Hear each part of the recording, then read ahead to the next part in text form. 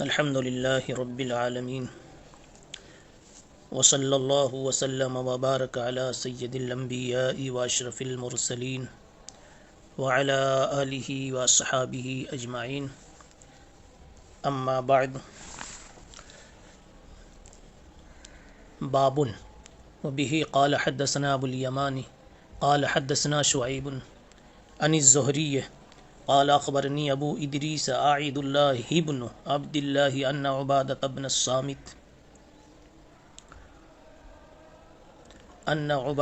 الصامت رضی اللہ عنہ وكان شهد بدرا وهو احد النقباء ليلة العقبة ان رسول الله صلى الله عليه وسلم قال وحوله عصابة من اصحابه بايعوني على ألا تشركوا بالله شيئا ولا تسرقوا ولا تزنوا ولا تقتلوا أولادكم ولا تأتوا ببهتان تفترونه بين أيديكم وأرجلكم ولا تعصوا في معروف فمن وفى منكم فأجره على الله ومن أصاب من ذلك شيئا فعوقب في الدنيا فهو كفارة له ومن أصاب من ذلك شيئا ثم ستره الله فهو إلى الله ان شاء عفا عنه وان شاء عاقبه فبايعناه على ذلك۔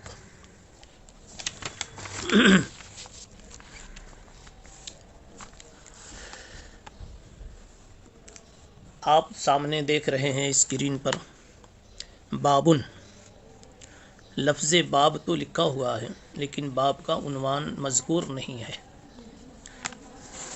کل کے درس میں اس پر گفتگو ہو چکی کہ عنوان کے حذف کی کیا کیا وجہ ہو سکتی ہے۔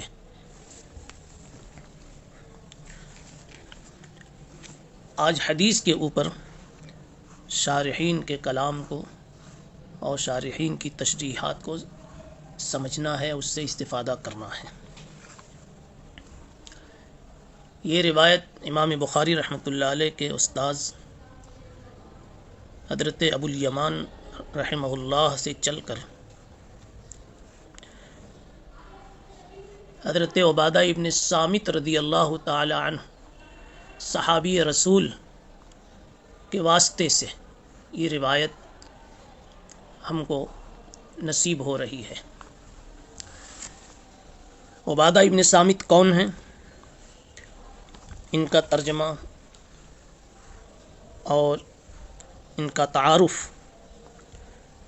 محدثین نے، اصحاب رجال نے جو کچھ لکھا ہے وہ اس طرح ہے کہ یہ ایک مشہور انصاری صحابی ابو الولید عبادہ ابن الصامت ہیں، انصاری ہیں، خزرجی ہیں، نسبتاً انصاری ہیں اور انصار میں پھر خزرجی ہیں اور کنیت ان کی ابو الولید ہے۔ مزید تعارف یہ ہے کہ بیعت عقبہ اولیٰ اور بیعت عقبہ ثانیہ میں شریک رہے۔ بیعت عقبہ اولیٰ و ثانیہ کیا ہے؟ ابھی اس کے متعلق کچھ گفتگو آپ کے سامنے آنے والی ہے۔ تو یہ مدینے کے انصار صحابہ میں، اس لیے عبادہ ابن صامت انصاری کہلاتے ہیں، اور انصار میں بنو خزرج سے متعلق۔ جب سرکار دو عالم صلی اللہ علیہ وسلم مدینہ منورہ تشریف لے گئے تو بدر و احد، خندق اور دوسری غزوات کے جب مواقع آئے تو یہ بھی تمام معرکوں میں، تمام مشاہد و غزوات میں سرکار دو عالم صلی اللہ علیہ وسلم کے ساتھ رہے۔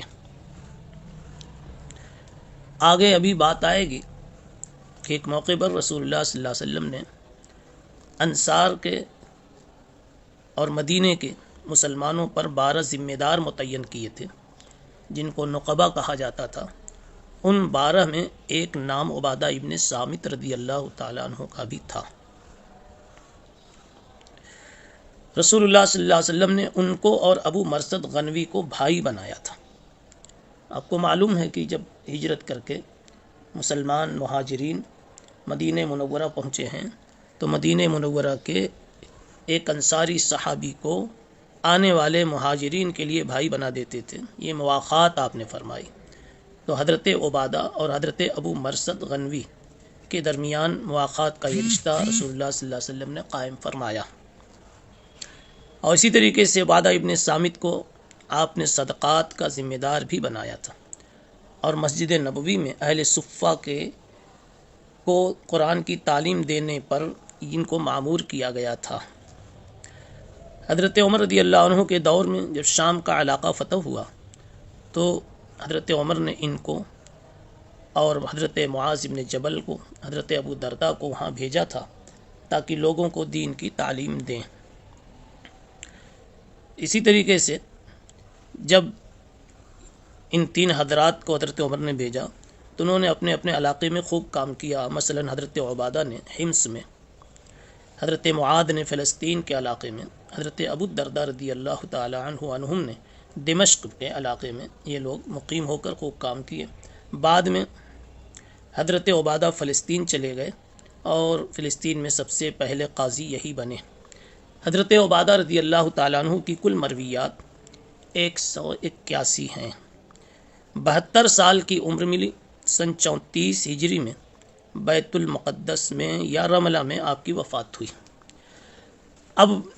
اب عبادہ ابن صامت کا یہ ترجمہ آپ حضرات کو جب سمجھ میں آ گیا کہ کن محاسن کے، خوبیوں کے، مناقب کے یہ حامل تھے، اب روایت کا متن آپ دیکھیے کہ ان عبادۃ ابن الصامت وکان شہید بدرن۔ اب بات کھلتی جائے گی۔ عبادہ ابن صامت آگے کی حدیث کو نقل کر رہے ہیں، اور اس سے پہلے یہ جملہ مترسہ ہے ان کے تعارف میں، وکان شہید بدرن، یہ بدر کے غزوے میں شریک تھے اور لیلۃ العقبہ کے نقبہ میں سے ایک یہ بھی تھے۔ بین السطور لکھا ہوا ہے کہ لیلۃ العقبہ اولا، لیلۃ العقبہ ثانیہ۔ بہرحال لیلۃ العقبہ مطلق کے نقبہ میں یہ بھی شریک تھے، شامل تھے، بلکہ ان میں سے ایک اہم فرد کی حیثیت سے یہ بھی ممتاز شخص جانے جاتے تھے۔ لیلۃ العقبہ کیا چیز ہے؟ انصار کیا چیز ہے؟ تھوڑی سی 1-2 منٹ کی تقریر آپ اگر غور سے سن لیتے ہیں تو باتیں سب اچھی طرح سے مرتب محفوظ ہو جائیں گی۔ انصار مدینہ میں جو پہلے سے مسلمان اسلام لا چکے تھے، رسول اللہ صلی اللہ علیہ وسلم کے پہنچنے کے بعد اور مسلمانوں کے پہنچنے کے بعد انہوں نے بے مثال تعاون پیش کیا، زبردست اپنی نصرت پیش کی، یہی انصار کہلاتے ہیں۔ ان کی اصل اور ان کا اصلی تعارف یہ ہے کہ انصار اصل میں یہ یمن کے رہنے والے تھے جو مدینہ آ کر آباد ہو گئے تھے۔ قحطان کے خاندان سے یہ تعلق رکھتے تھے، یمن میں رہتے تھے، لیکن ایک مرتبہ یمن میں ایک مشہور سیلاب آیا جس کو سیل عارم کہا جاتا ہے۔ یہ لوگ یمن سے نکل کر مدینہ میں آ کر آباد ہو گئے۔ 2 بھائی تھے، اوس اور خزرج۔ اوس و خزرج، ان 2 بھائیوں سے ہی پورا خاندان چلا اور یہ انصار کا خاندان وجود میں آیا۔ یہ خاندان جب یثرب میں آیا ہے اور یہاں بود و باش اختیار کرنے لگا تو اس وقت مدینے میں جو با اثر قوم تھی، جن کی چلتی تھی، جن کا اقتدار تھا، وہ یہود کی قوم تھی۔ آس پاس کے علاقوں میں انہی کا قبضہ تھا، دولت کی ریل پیل تھی، آل اولاد کی کثرت تھی۔ بہرحال ان یہودیوں کی ایک بڑی چھاپ تھی، دور دور تک ان لوگوں نے بستیاں بسا لی تھی۔ اب یہ جو انصار یمن سے آئے تھے، ان کے اقتدار کو، اختیار کو، پاور کو، زور کو دیکھ کر کے گھبرا گئے۔ اب ایک ہی راستہ تھا کہ ان سے دوستی کر لی جائے، ان کے حلیف بن جائیں تو جان محفوظ رہے گی، ان کے حملے سے محفوظ ہوں گے۔ ایک مدت تک یہ حلیفانہ زندگی گزارتے رہے، لیکن رفتہ رفتہ انصار کا خاندان بھی پھیلنے لگا اور بڑھ گیا، اور اس خاندان کو بھی ایک اقتدار کا درجہ حاصل ہوا۔ اب یہود ڈرنے لگے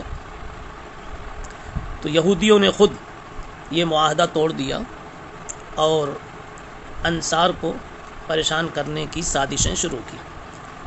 ان یہودیوں کی طرف سے جو شرارتیں وجود میں آئی، اس میں ایک بڑی گھناؤنی اور فحش پر مبنی ایک حرکت یہ ان کی طرف سے سامنے آئی کہ یہودیوں میں ایک بڑا رئیس تھا، نہایت ہی بدکار، نہایت ہی عیاش۔ اس نے اپنا ایک قانون بنا رکھا تھا اور اس کو چلاتا تھا کہ جب کوئی نئی دلہن اپنے شوہر کے پاس جانے کے لیے تیار کی جاتی تھی تو اس نئی دوشیزہ کو، اس نئی دلہن کو پہلے اس رئیس کے پاس بھیجا جاتا تھا۔ وہ اس کے ساتھ شباشی کرتا، اس کی عصمت کے ساتھ بے حرمتی کا معاملہ کرتا۔ یہود نے اس رئیس کے رئیس ہونے کی وجہ سے اپنی بیٹیوں کے ساتھ یہ سب گوارا کر لیا تھا۔ اس نے سوچا انصار کے ساتھ بھی ہمارا ایسا ہی سلوک ہو، ان کی بیٹیوں کو بھی ہم اسی طرح استعمال کریں۔ لیکن جب انصار کی نوبت آئی تو انہوں نے اس بے غیرتی کو برداشت نہیں کیا اور اس رسم بد کو، رسم فاحش کو ختم کرنے کی پلاننگ سوچی۔ اس زمانے میں انصار میں ایک آدمی تھا مالک ابن اجلان، یہ انصار کے سرداروں میں تھا۔ اس کی بہن کی شادی ہوئی۔ بہن باغیرت تھی، با حیا اور شرم والی تھی۔ جب شادی کا دن آ گیا تو وہ شادی کے دن اپنے بھائی مالک ابن اجلان کے سامنے بے پردہ آ کے، بے لباس آ کے کھڑی ہو گئی۔ مالک کو بڑی غیرت آئی، میری بہن میرے سامنے اس طرح ننگی کیسے آ گئی؟ گھر میں اٹھ کے چلا گیا اور بہن کو بہت ڈانٹا اور بہت کچھ ملامت کی۔ اس نے کہا بھائی تمہیں یہ چیز تو بری لگی کہ میں تیرے سامنے بدن کے کچھ حصے کھول کر بے پردگی کے ساتھ آ گئی، اس سے آگے تو کچھ نہیں، لیکن تم کو یہ بھی تو معلوم ہے کہ کل یہ رئیس جو سب کی بیٹیوں کو، نئی دلہنوں کو لے جاتا ہے، کیا کرتا ہے؟ تو کل میرے ساتھ بھی، یعنی اے بھائی تیری اس بہن کے ساتھ بھی تو کل یہی بے حیائی وجود میں آنے والی ہے۔ تو اگر میری بے پردگی میرے بھائی تجھ کو پسند نہیں ہے تو میرے ساتھ جس بے حیائی کا کل عمل وجود میں آنے والا ہے اس کو تم کیسے گوارا کرنے کے لیے تیار بیٹھے؟ تم نے اس کی پیش بندی کچھ کی؟ اب مالک کو غیرت آئی بہن کے غیرت دلانے کی وجہ سے، تو مالک نے اپنی بہن کو تو رخصت کر دیا اس لیے کہ اس کے بغیر کوئی چارہ نہیں تھا، لیکن خود بھی زنانہ لباس پہن کر اپنی بہن کی سہیلیوں کے ساتھ اس کے مکان پر پہنچ گیا۔ مالک ابن اجلان، اس دلہن کا بھائی، وہ بھی سہیلی کے عنوان سے سہیلی بن کر سہیلیوں کے ساتھ اس کے مکان پر پہنچا اور ہتھیار چھپائے ہوئے تھا۔ موقع پا کر اس رئیس کو اس نے ختم کر دیا، اور جب یہ رئیس مارا گیا تو بہت سارے لوگوں کو اس سے خوشی ہوئی۔ بہت سارے اس وقت کے ذمہ داروں نے جو اس بے غیرتی سے پریشان تھے، انصار کو، اوس و خزرج کے لوگوں کو بلا بلا کر کے انعامات بھی دیے۔ اس طرح دھیرے دھیرے اب یہود کا زور کم ہوتا گیا اور انصار نے، یا انصار کے ایک اہم فرد نے یہ جب کارنامہ انجام دیا تو ان کی طاقت اور بڑھ گئی۔ انصار نے مدینے کے ارد گرد چھوٹے چھوٹے کچھ قلعے بنائے تھے۔ اوس اور خزرج ایک مدت تک باہم متحد رہے، لیکن عرب کی فطرت میں جنگ تھی، خانہ جنگیاں شروع ہوئی۔ اس میں یہ انصار کے دو قبیلے یعنی اوس و خزرج بھی متاثر ہوئے۔ انصار اس کی وجہ سے بہت ضعیف ہو گئے۔ انہوں نے قریش کے پاس سفارت بھیجی مکہ مکرمہ کہ ہم کو حلیف بنا لیجیے، لیکن ابو جہل نے معاملہ درہم بن کر دیا۔ آگے کی بات اب سنیے۔ انصار یہودی نہیں تھے اصلا، یہ انصار جو تھے اپنی اصل کے اعتبار سے بت پرست تھے، لیکن یہودیوں سے ان کو میل جول تھا۔ اب اس میل جول کے نتیجے میں کچھ آسمانی کتابیں جانتے تھے، آسمانی باتوں کو بھی جانتے تھے، کچھ دین کو بھی جانتے تھے۔ تو ان کو یہ معلوم تھا کہ آخری نبی کوئی آئیں گے، اور جب وہ آئیں گے تو ان کے ساتھ جو ہوگا وہ کامیاب ہوگا اور جو ان سے کٹے گا وہ ناکام ہوگا۔ جب کبھی انصار میں اور یہود میں جھگڑا ہوتا تو یہی یہود اس بات کو بولتے تھے تورات میں پڑھ کر کے کہ آخری نبی آنے والے ہیں، ہم ان کے ساتھ ہو کر اے انصار ہم تم کو ایسے پیس دیں گے جیسے کہ قوم عاد پیس دی گئی۔ اب اس کے بعد کیا ہوا، یہ مجلس تو پوری ہو گئی، اگلے سبق میں ہم اور تھوڑی سی تفصیل آپ کے سامنے بتائیں گے جس سے حضرت عبادہ ابن ثابت کا احد النقبہ ہونا معلوم ہوگا۔ سبحان اللہ بحمدہ، سبحان اللہ العظیم۔